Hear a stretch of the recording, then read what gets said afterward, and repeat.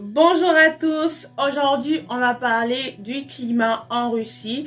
Ok, alors je sais que beaucoup d'entre vous ont beaucoup d'a priori sur la Russie en se disant qu'il fait froid toute l'année, il n'y a pas de plage, bref, beaucoup d'idées que vous vous êtes faites sur la Russie. Alors dans cette vidéo je vais vraiment vous préciser ou approfondir un peu plus sur les climats, sur les climats en Russie.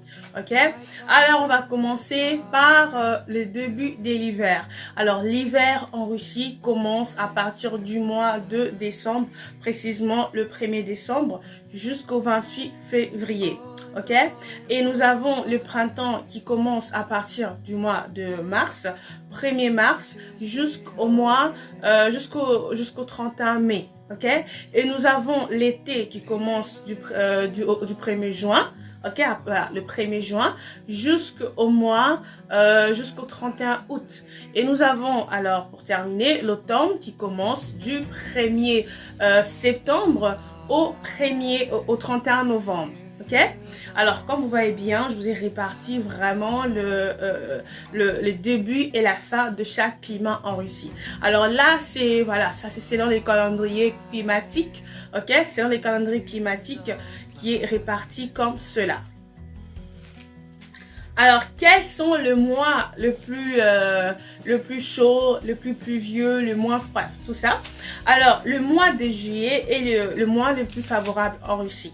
Ok, c'est le mois le plus agréable, le mois le plus normal en fait. Les mois où on retrouve vraiment la chaleur du sud, on retrouve vraiment la joie de vivre parce que il fait très chaud au mois de juillet. En tout cas, il fait très beau au mois de juillet. Vraiment, il fait très beau en Russie au mois de juillet. Ok. Ensuite, nous avons le mois touristique. Ok, le mois touristique qui est le plus favorable si vous voulez faire du tourisme en Russie. Quels sont plutôt les mois qui sont vraiment agréables, ok, si vous voulez faire un tour en Russie? Alors, nous avons le mois de mai, le mois de juin, le mois de juillet et le mois d'août. Ok, alors faut faire attention vraiment au mois de mai parce que le mois de mai c'est un peu un traître, on peut dire comme ça. Le mois de juillet et le mois de septembre, moi je les appelle des mois traîtres. Ok, c'est des mois où en même temps il peut faire chaud, en même temps il peut faire froid, en même temps il peut pleuvoir. C'est des mois vraiment traîtres. Ok, il faut faire attention au mois de mai, mais il y a des fois où le mois de mai est vraiment agréable, favorable. Ok, ça dépend de son humeur. Alors ensuite nous avons le mois le plus chaud qui sont bien évidemment le mois de juillet et le mois d'août. Alors pendant le mois d'août, vers la fin du mois d'août, il commence à faire froid. Alors il faut aussi, comme j'ai dit, faire attention. Au début du mois d'août, il fait chaud, c'est bien, mais à la fin du mois d'août, il commence à faire froid. Vous devez avoir un survêtement avec vous quand vous sortez pour vous protéger le soir parce que le soir il fait froid. Ok, bon, il fait froid, on peut dire qu'il fait frais, ok, à la fin du mois d'août. Nous avons aussi le mois, comme je vous ai dit, le mois les plus froids qui sont le mois de janvier et le mois de février où l'hiver est strictement rude. Il faut faire très attention pendant ces mois-là. Et nous avons bien évidemment le mois les plus pluvieux qui sont le mois de mai, juillet, le mois de mai, juin, juillet et le mois d'août. Voilà. Le mois de mai, comme je vous ai dit, vraiment c'est un mois traître. Le mois de mai et le mois de septembre, c'est des mois de confusion. Ok, c'est des mois de confusion. Pourquoi j'ai dit ça? Parce que vous savez, vous pouvez sortir par exemple, ça se passe surtout au mois de mai. Vous pouvez sortir par exemple, vous voyez vraiment il fait beau, hein, il fait beau, il fait pas froid, c'est beau. Vous allez dire oh là là, je peux porter genre un t-shirt, une culotte, des sandales et tout. Vous sortez et quand vous sortez, vous vous rendez compte que il commence à pleuvoir, il pleut comme ça. Je dis mais il pleut déjà, ok, sûrement ça va passer et tout. Et vous voyez que la pluie, des fois, elle peut prendre toute la journée. Et même si elle se termine, il commence à faire froid. Et vous avez vraiment besoin de vous couvrir. Alors, si vous étiez sorti avec un survêt, une petite culotte, vous allez être confondu. C'est très bizarre ce mois-là. Ces deux mois sont très bizarres. Le mois de mai et le mois de septembre. Quand vous sortez pendant ces deux mois-là, c'est-à-dire pendant le mois de mai et le mois de septembre, vous devez toujours avoir des choses sur vous, à part vos vêtements, votre téléphone, votre sac. Vous devez toujours avoir le parapluie et un survêtement. Il ne faut pas vous fier vraiment au climat que vous voyez, même au climat que vous regardez sur votre téléphone. Il ne faut pas vous fier à ça. La Russie a un climat de fois qui peut sembler être bizarre et incompréhensible. Alors, pour ne pas avoir de mauvaises surprises ou vous dire que, mais comment, ou insulter la Russie, il est mieux de vous munir, en tout cas, du parapluie et d'un survêtement. Au cas où il ferait frais la nuit, vous avez votre survêt. Au cas où il commence à pleuvoir et souvent les pluies en Russie sont interminables, vous avez votre parapluie. C'est très très important. C'est très très important parce que voilà, certes, les pluies en Russie sont pas très abondantes, c'est-à-dire que des pluies très hard, mais c'est des pluies interminables. Vous voyez les gens de pluies là qui se terminent pas, les petites pluies là qui vous empêchent de bien vous habiller, ce genre de pluie là. Voilà les pluies qu'il y a en Russie. Ça peut durer toute une journée, c'est-à-dire que vous êtes réveillé avec cette petite pluie là et vous dormez avec cette pluie. Vraiment, c'est pas très agréable. Alors il faut faire très très très attention, très attention. Ok, alors comme je viens de vous épeler, vraiment, on a des moments en Russie où on s'amuse, où on va à la plage, voilà. Alors la plage, elle se trouve au sud, ok. Il y a beaucoup de plages là-bas, il y a la mer Noire, il y a beaucoup de villes qui ont une plage avec la mer Noire et tout. C'est vraiment très agréable. À Moscou, nous avons, voilà, pas beaucoup de plages, mais nous avons des, comment dire, des parcs. On a beaucoup de parcs, en tout cas à Moscou, il y a énormément de parcs et on a un fleuve en fait, genre une genre de cours d'eau et tout, voilà, quelque chose comme ça, voilà, qui sert voilà, beaucoup de gens vont faire des dîners là-bas ou de cours en bateau et tout, parce que voilà, on n'a pas de mer ici, on n'a pas de plage proprement dite à Moscou, mais au sud de la Russie, il y a beaucoup de plages. Alors je vais vous montrer le genre de tenue pour chaque saison. Ok, bon, pour les 3 saisons, parce que l'été, il n'y a pas vraiment de tenue. Donc, je vais vous montrer. Alors, voilà, je vais vous montrer comment vous devez vous habiller. Comment vous devez vous habiller, voilà, en hiver. Ok, en hiver, on utilise, bien évidemment, voilà, ces genres de doudounes et tout. Voilà, oh, je vais vous montrer comment, oh là là, comment, voilà. Ah, ça fait longtemps que j'ai mis ce truc, hein. Ça fait longtemps, voilà. Je ferme bien.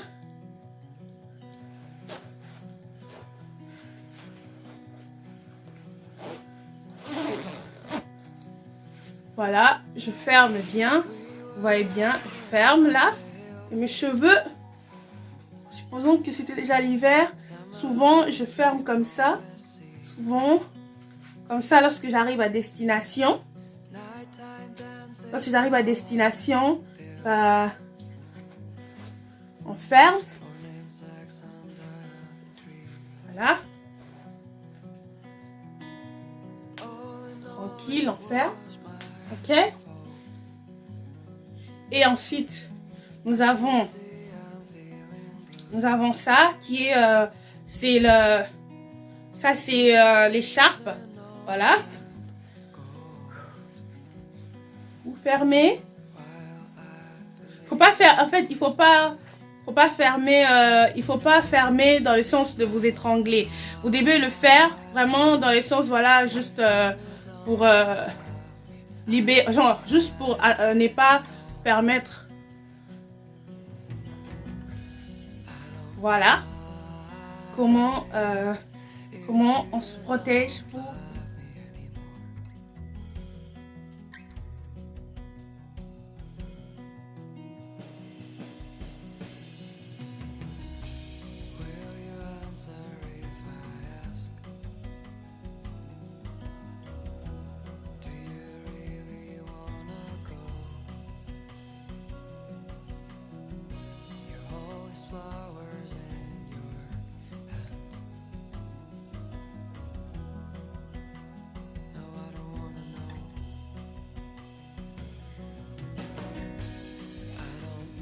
Là, nous avons le collant d'hiver, voilà, le collant que nous mettons en hiver, voilà.